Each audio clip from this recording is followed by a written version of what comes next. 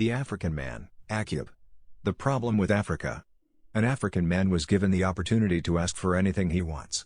The condition was that, whatever he gets, his brother would receive double. He thought about asking for a house, but he did not like the thought of his brother having two houses.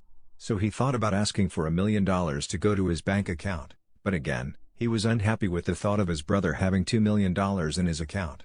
The man sat down and thought hard, what can I have and still be better than my brother when he is double? So, he thought of having one of his eyes removed so that his brother might have his two eyes gouged. This sounds like a very unlikely story, however, this is the typical mentality that has set Africans backward for ages and caused witchcraft to thrive in Africa. An African wants to be better than his brother at all costs.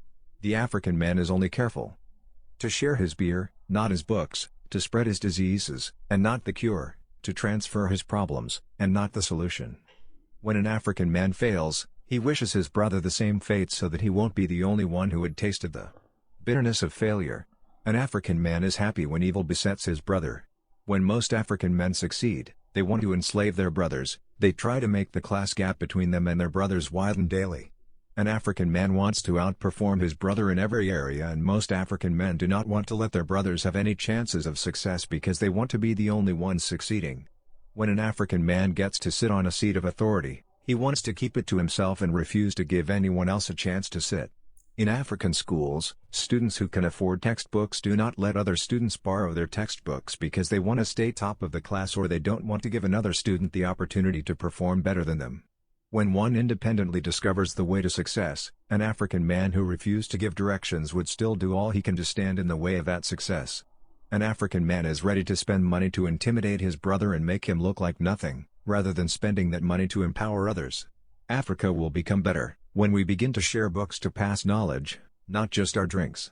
When we begin to let others also lead without our influence. When we begin to give the same quality of food and clothing to both our children and our maids. When we let our servants eat on the same table with us. When the boss lets his lower staff get paid before him. Africa can become progressive when we begin to look out for each other rather than stand in the way of another.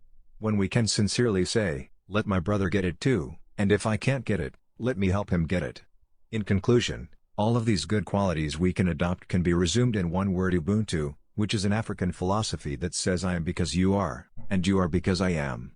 Alumni Edward Eden's country rep, Uganda posted in uncategorized and tagged Ubuntu, unity. Post navigation.